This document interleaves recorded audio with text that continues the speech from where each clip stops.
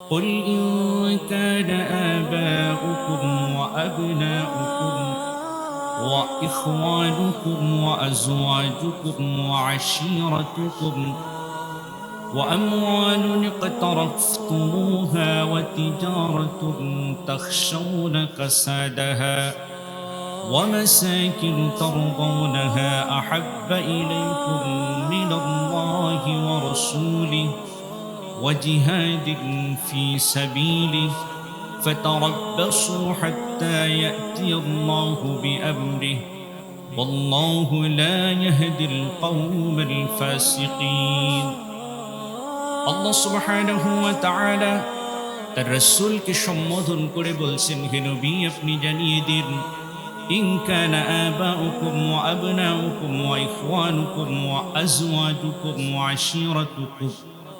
আল্লাহ বলছেন যে, হে নবী, আপনি জানিয়ে দিন যে তোমাদের পিতা, তোমাদের পুত্র, তোমাদের ভাই, স্ত্রী এবং নিজ বংশের وأموال اقترفتموها وتجارة تخشون كسادها ومساكن ترضونها, তোমাদের ধন সম্পদ সমূহ এবং তোমরা যা ইনকাম করো, তোমাদের ব্যবসা বাণিজ্য, যে ব্যবসা বাণিজ্য ধ্বংস হয়ে যাওয়ার, ক্ষতি হয়ে যাওয়ার আশঙ্কা করো, তোমাদের যা কিছু বাসস্থান রয়েছে, আহাব্বা ইলাইকুম মিনাল্লাহি ওয়া রাসূলিহি ওয়া জিহাদিন ফি সাবিলিহি ফাতারাব্বাসু হাত্তা ইয়াতিয়াল্লাহু বিআমরি, এই সমস্ত কিছু থেকে যদি আল্লাহ এবং তার রাসূলের পথে জিহাদ করার চাইতে তোমাদের জন্য এগুলো বেশি প্রিয় হয়ে যায়, তাহলে তোমরা আল্লাহর শাস্তি আসা পর্যন্ত তোমরা অপেক্ষা করতে থাকো।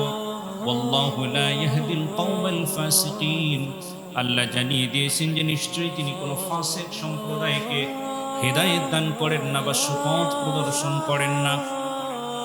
এই আয়াতের ভিতরে আল্লাহ সুবহানাহু ওয়া তাআলা আমাদেরকে স্পষ্ট করেই জানিয়ে দিয়েছেন যে আল্লাহ সুবহানাহু ওয়া তাআলা এবং তার রাসূলকে মহব্বত করতে হবে, ভালোবাসতে হবে। নিজের ধন সম্পদ, স্ত্রী পরিজন, ভাই বন্ধু, ব্যবসায়িক সম্পদ, যা কিছু আছে আমার পৃথিবীতে, সমস্ত কিছুর চাইতে আল্লাহ এবং তার রাসূলের আদেশকে এবং রাসূলকে বেশি ভালোবাসা আল্লাহ সুবহানাহু ওয়া তাআলা প্রত্যেক মুমিনের জন্য আবশ্যক করে দিয়েছেন। সুবহানাল্লাহ।